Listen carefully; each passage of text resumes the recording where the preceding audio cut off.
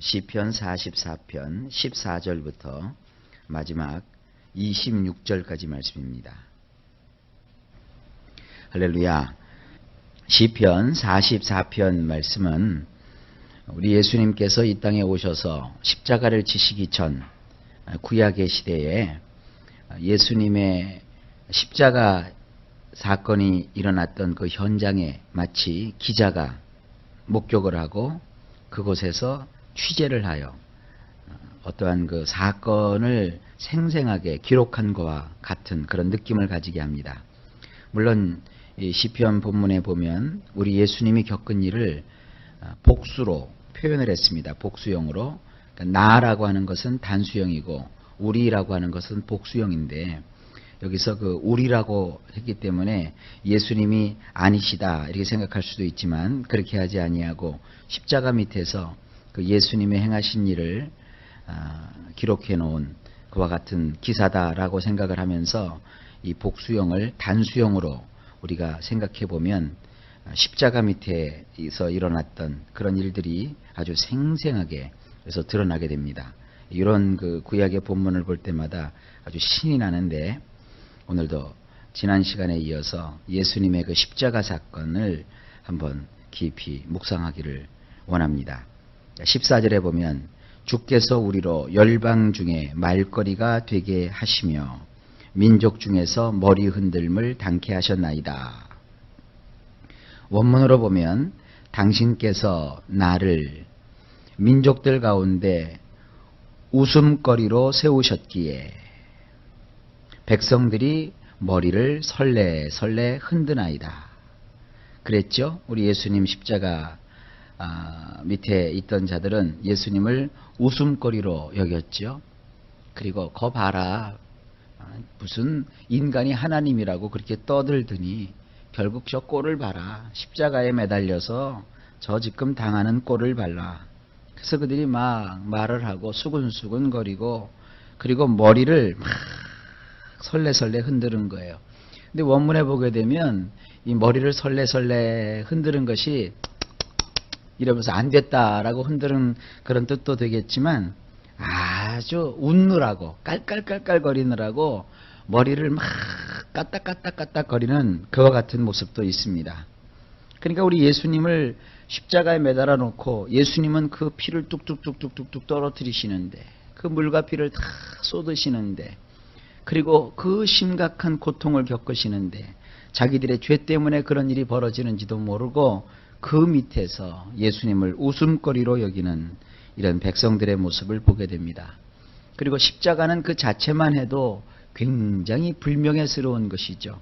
가장 흉악범을 처단하는 사형틀이 바로 십자가이고 그리고 십자가에 매달린 자는 인간으로서의 기본적으로 수치를 감출 수 있는 것도 없어요. 그저 머리부터 발끝까지 시로라기 하나 걸치지 아니하고 온전하게 벌거벗기워져서 그 십자가에 매달려 못 박혀서 서서히 죽어가는 형벌이 이 십자가 형벌입니다. 아주 못된 형벌이죠. 그러니까 그 십자가 밑에서 백성들이 예수님을 웃음거리로 여기고 그들의 머리를 흔드는 그런 장면을 여기서 말씀하고 있습니다. 15절입니다. 나의 능욕이 종일 내 앞에 있으며 수치가 내 얼굴을 덮었으니 종일토록 나의 치욕이 내 앞에 있나이다. 내 얼굴에 수치스러움이 나를 덮었나이다. 치욕, 또 수치스러움, 이것이 십자가에서 표현될 수 있는 우리 주님의 모습입니다. 16절에 나를 비방하고 후욕하는 소리를 인하며 나의 원수와 보수자의 연고니이다. 원문으로 보면 비난하고 욕하는 소리 때문이며 원수가 되어 안갚음을 하려는 자가 앞에 있기 때문이니이다. 주님이 치욕을 경험하시고 또 수치스러움을 경험하시는 그 밑에서 어떤 일들이 벌어지고 있었냐면 비난하는 소리, 욕하는 소리. 그리고 원수가 되었어요. 처음부터 원수인 자는 없지요. 원수가 되지요. 그들은 예수님과 원수가 될 자들이 사실은 아니죠. 왜냐하면 그들이 굶주렸을 때, 배고팠을 때 예수님이 그들에게 먹을 것을 주었고, 그들이 외롭고 지쳐 있을 때 주님이 친구가 되어 주셨고, 그들이 병들어 있을 때 주님이 그들을 고쳐 주셨고, 그들이 귀신에 집혀서 괴로워할 때 귀신을 추방하여 주셨고, 이 우리 주님이 하셨던 일입니다. 이 정도로 자기들에게 잘해줬다면 서로 섭섭하고 안 좋은 일이 있다 할지라도 그와 원수가 될 수가 없는 거예요. 근데 갑자기 그들이 돌변을 하지요. 그래서 주님과 마치 원수를 대하는 것처럼 그렇게 원수 관계가 되어버렸어요. 그리고 나서는 마치 원수가 되어서 그 상대방에게 안갚음을 하려는 것처럼 막 예수님을 향하여 대들고 그를 십자가에 못 박아 죽여라 죽여라 떠들어댔던 그런 사람들의 모습들을 여기서 연상할 수 있습니다. 그래서 주님은 수치스러움과 그 온통 치욕으로 뒤집어 쓰신 거지요. 17절입니다. 이 모든 일이 우리에게 임하였으나 우리가 주를 잊지 아니하며 주의 언약을 어기지 아니하였나이다. 원문으로 보면 이렇습니다. 이런 모든 것이 우리에게 찾아왔나이다. 그러나 우리는 당신을 잊지 않았나이다. 우리는 당신의 언약을 파기하지 아니하였나이다. 이거를 주님 자신의 모습으로 한번 우리가 생각을 해봅시다. 이런 것이 나에게 왔나이다. 지금 십자가에 주님이 못 박혀 계시면서 그렇지만 나는 하나님 당신을 잊지 않았나이다. 그렇죠. 내가 왜 이런 십자가를 져야 합니까? 내가 왜 저들에게 이렇게 버림을 받고 이런 수치의 십자가를 져야 됩니까? 주님 그렇게 하지 않으셨어요. 십자가는 주님이 하나님 아버지를 원망하고 우리를 막 이렇게 나를 몰라주다니 서운하고 그런 장소가 아니에요. 아버지, 바로 이 일 때문에 내가 보냄을 받았습니다. 이제 이 일을 내가 하고 있습니다. 내가 이 수치와 능욕 속에 있지만 내가 왜 이런 수치와 능욕을 받아야 되는지 바로 아버지가 정하신 바입니다. 내가 아버지를 기억합니다. 이 십자가는 아버지와 나 사이에 맺었던 언약 때문에 그 약속 때문에 이것이 지금 이렇게 되어지고 있는 것입니다. 내가 그래서 아버지와 맺은 그 언약을 파기하지 아니하겠나이다. 주님은 성부, 성자, 성령 중에 성자 하나님이시기 때문에 얼마든지 명하시면 하늘의 천사가 동원되고 지축이 흔들리며 그 무리들을 삽시간에 다 멸망시켜 버리실 수도 있으셨어요. 그러나 하나님으로서의 권리와 권한을 다 그 순간만큼은 포기하시고 한 연약한 죄인의 모습으로 죄인이 되셔서 십자가에서 사형수의 모습으로 사형수가 되셔서 그곳에서 묵묵히 고통을 감내하고 계셨어요. 죽음을 맞이하고 계셨어요. 근데 그것은 사람들의 버림을 받았기 때문도 아니고 하나님이 예수님을 싫어 잊으셨기 때문도 아니고 바로 이 땅에 오시기 전에 하늘에서 하나님 아버지와 성자 예수님과 성령 하나님 사이에 맺으셨던 우리는 그것을 구원 협약이라고 합니다. 인간을 구원하고자 하는 그런 하나님의 약속 때문에 주님이 그 일을 지금 하나님의 약속대로 진행시키고 계시는 겁니다. 18절입니다. 우리 마음이 퇴축지 아니하고 우리 걸음도 주의 길을 떠나지 아니하였으나. 참 우리 성경 말이 어렵죠. 퇴축 이런 말 참 어려워요. 근데 원문을 보면 이렇습니다. 우리의 마음을 뒤로 물리지 아니하였나이다. 아하, 이 퇴축이라는 말은 뒤로 물러가지 않는 것을 이 퇴축지 아니하였다 이렇게 번역을 했구나 이렇게 느낄 수 있죠. 우리의 걸음을 당신의 길에서 이탈하지 아니하였나이다. 그래요. 주님은 십자가에 올라가시면서 아이 참 기분 나쁘다. 아이 참 내가 이거 못해 먹겠다. 그렇게 내려오지 않으셨어요. 그의 마음을 뒤로 물리지 않으셨어요. 한번 주님이 마음으로 작정하신 일을 그냥 주님이 추진하고 계셨어요. 그리고 주님의 발걸음을 하나님이 정해놓으신 그 길에서 이탈하지 않으셨어요. 그러니까 그 십자가를 주님이 기꺼이 지고 계시는 겁니다. 그 다음에 19절입니다. 주께서 우리를 실랑의 초소에서 심히 상해하시고 우리를 사망의 그늘로 덮으셨나이다.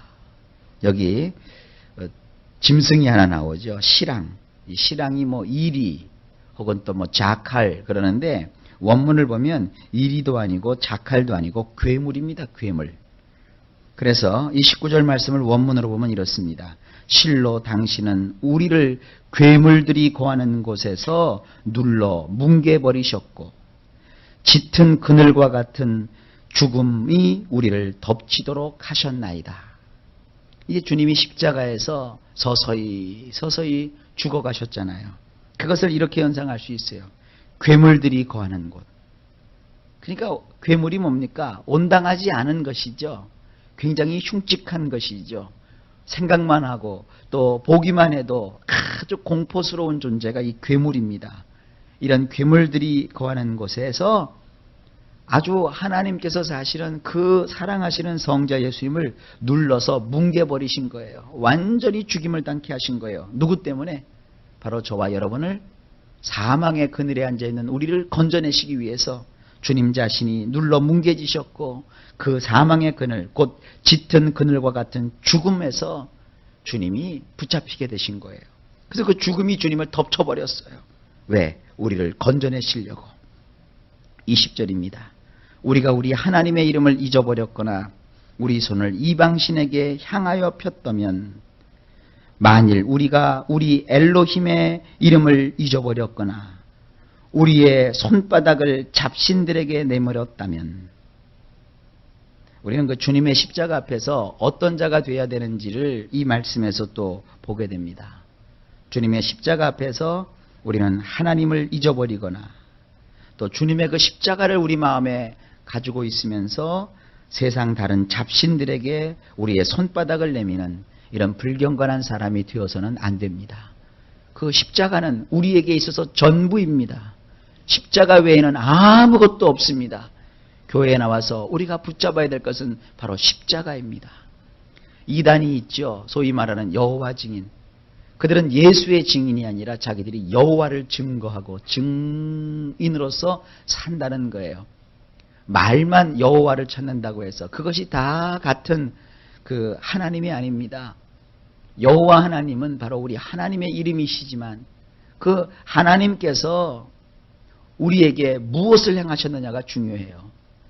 그들이 여호와를 믿는다, 여호와를 증거한다는 말이나 이슬람 세력들이 알라를 믿는다, 알라를 증거한다 라는 말과 같아요. 알라라는 말이나 여호와라는 말이나 그게 똑같은 말이거든요. 하나님을 우리나라 사람들은 하나님이라고 발음을 하고 미국 사람들은 갓이라고 발음하는 것이 발음은 달라도 뜻은 같은 것처럼 여호와라는 말이나 알라라는 말이나 다 똑같은 단어예요. 그러면 그 여호와 하나님께서 우리에게 누구를 보내주셨습니까? 예수님을 보내주신 거예요. 그러니까 개념을 분명히 알고 계셔야 돼요. 우리가 믿는 것은 바로 예수님이에요. 예수님을 증언하고 예수님의 증인이 되는 거예요. 그 예수님이 십자가에서 우리를 위해서 피 흘려 죽으셔서 우리의 구주가 되셨고 우리의 주님이 되셨으니 우리는 예수님을 영접해서 예수님을 나의 주님으로 삼아 그 예수님으로 더불어 예수님으로 말미암아 누구에게 나가는 것이냐? 하나님 아버지께로 나가는 거예요. 그러니까 이것이 분명하죠. 우리는 하나님 아버지를 믿는 자들인데 그 하나님께로 나갈 때 반드시 천하 인간에게 구원을 얻을 만한 다른 이름을 우리에게 주신 적이 없어요. 오직 예수님을 통해서만 하나님께 나아갈 수 있는 거예요. 그래서 우리는 예수님을 믿는 자들이에요. 예수님. 그 예수님 앞에서 우리는 그 십자가를 생각하고 십자가 외에는 다른 것을 붙잡아서는 안 돼요. 오로지 예수님. 그 예수님을 붙잡고 하나님 앞에 서야 됩니다. 자, 그 다음에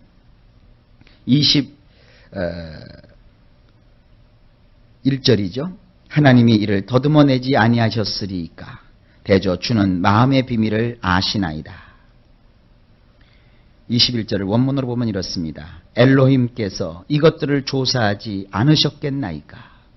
그러니까 우리가 엘로힘 하나님의 이름을 잊어버렸거나 우리의 손바닥을 내밀어 다른 잡신들을 붙잡으려고 했다면 엘로힘께서 이것을 샅샅이 조사해서 알아내지 아니하셨겠나이까. 그런 다음에 그분은 마음에 은밀히 숨겨놓은 것을 아시기 때문입니다. 그래서 우리 성경엔 그것이 표현이 안 되어 있는데 원문 성경을 보게 되면 거기 그분이라는 말이 또 나와요. 후. 자꾸 들어서 이제 익숙해지셨죠? 그분은 바로 예수님이거든요. 구약에서 가리키는 그분은 바로 예수님은 마음에 은밀히 숨겨놓은 것을 아시기 때문입니다. 그러니까 지금 십자가 사건을 쭉 말하고 있으면서 여기에 그 십자가를 바라봐야 되는 우리의 시각을 말씀하고 있는 것입니다. 예수님은 십자가에 달리셨던 그 예수님은 연약한 인간이 아니고 한 죄인이 아닙니다. 죄인된 우리를 건지시고 살리시기 위해서 이 땅에 오신 하나님이십니다. 그분은 우리의 속에 은밀한 것을 다 알고 계십니다. 그러므로 우리는 그 하나님을 잊어서는 안 되고 그 하나님이신 예수님을 외면하고 다른 것을 붙잡아서는 안 됩니다. 만약에 그렇게 한다면 주님이 다 알고 계시지 않겠습니까?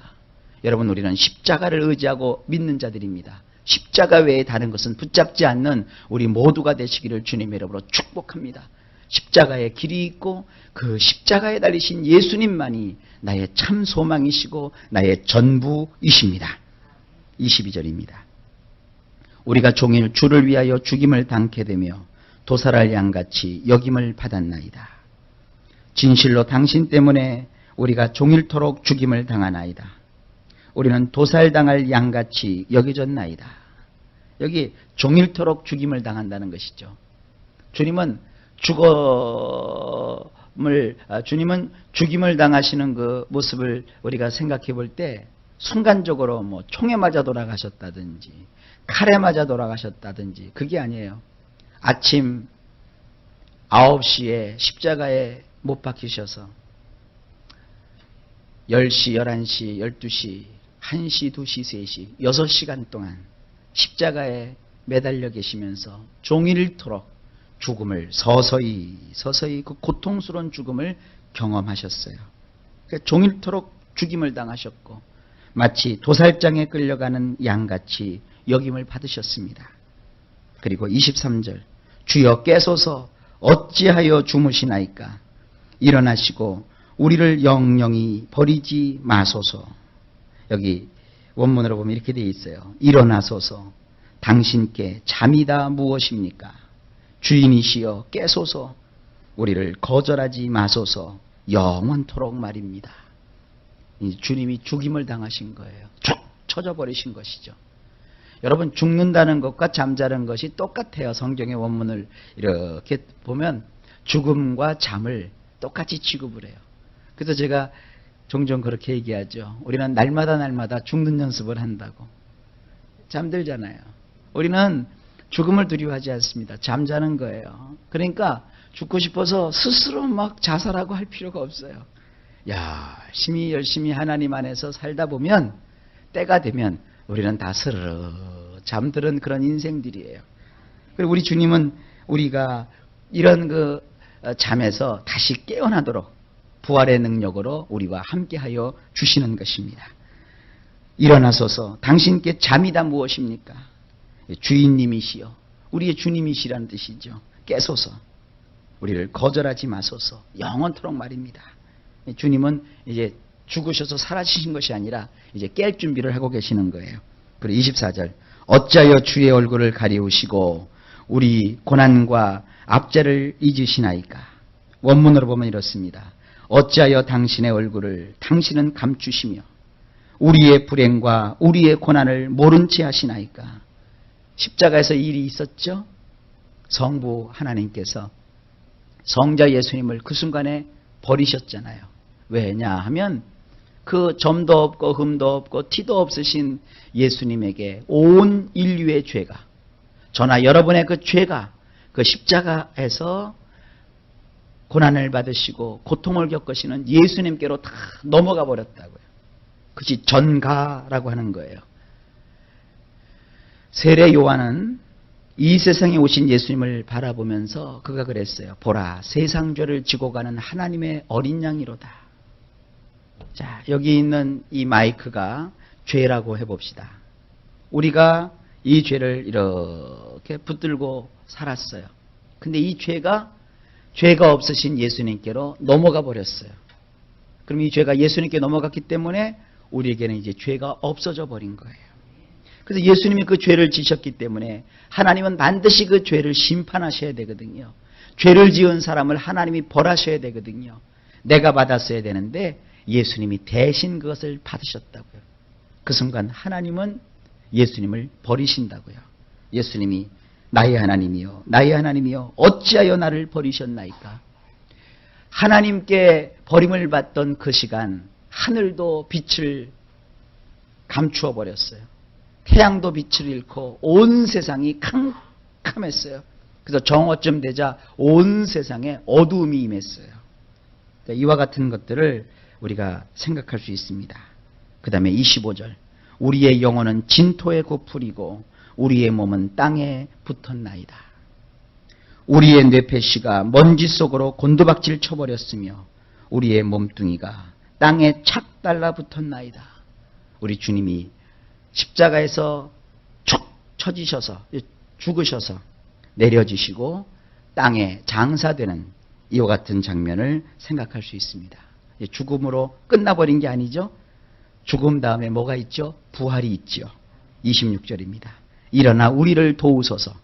주의 인자하심을 인하여 우리를 구속하소서. 원문으로 보면 이렇습니다. 일어나 서소서. 우리의 이제 도움이 되어 주소서. 당신의 인애로 인하여 나를 건져내소서. 주님이 이제 부활하시는 것이죠. 부활하셔서 일어나서 우뚝 서소서. 그리고 주님은 우리의 도움이 되어 주소서. 그래서 인애를 베풀어 주소서. 그러니까 십자가의 사건을 여기서 쭉 이렇게 말씀하고 있는 것입니다. 바로 이겁니다. 예수님이 십자가에서 나의 죄를 담당하시고 죽으심으로 우리의 죄가 다 해결되었죠. 그리고 그분이 부활하심으로 이제 뭐가 오셨어요? 우리의 도움자가 되어주셨죠. 그분의 죽으심과 부활하심을 통해서 우리에게 오는 이익이 엄청나요. 유익이 엄청나요. 그분이 죽으심으로 우리의 죄 문제가 해결됐죠. 우리의 저주가 끝났죠. 우리의 질병이 끝났죠. 그리고 그분이 부활하심으로 우리의 도움이 되셨죠. 우리에게 인애를 베풀어 주시죠. 하나님의 그 사랑과 자비를 끊임없이 우리에게 베풀어 주시잖아요. 목사님이 예배를 진행하고 맨 마지막에 축도하잖아요. 그 축도의 내용을 가만 보세요. 이제는 우리 주 예수 그리스도의 은혜와 하나님 우리 아버지의 사랑과 제일 먼저 성부, 성자, 성령이신데 축도를 할 때는 성자 예수님의 은혜부터 나와요. 우리 보통 하나님의 은혜 자꾸 생각하는데 예수님의 은혜부터 나와요. 우리 주 예수 그리스도의 은혜와 이것이 인애예요. 인애. 이 베풀어 주시는 인애는 항상 십자가와 또 죽으심과 부활하심이 함께 복합되어 있는 거예요. 거기서 오는 거예요. 그런 다음에 예수님이 주신 그 은혜로 인해서 우리에게 오는 것이 뭐예요? 하나님의 사랑이 그랬어요. 그래야 하나님의 사랑을 받게 되는 거예요. 그리고 나서 이제 성령님의 교통하심이, 성령님이 우리를 함께 하시고 성령님이 우리와 교제하심이 이제부터 영원토록 너희와 함께 있을지어다. 그래서 목사님이 축도를 하는 거예요. 이게 다 연관이 되어 있는 것입니다.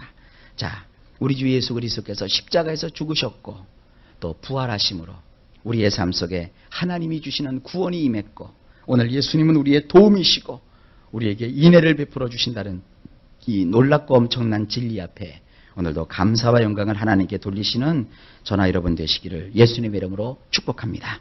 오늘도 종일토록 이런 하나님의 은혜와 사랑이 여러분에게 넘치게 임하실 것입니다. 오늘도 좋은 일이 있을 겁니다. 하나님이 큰 축복을 여러분들에게 허락하여 주실 겁니다.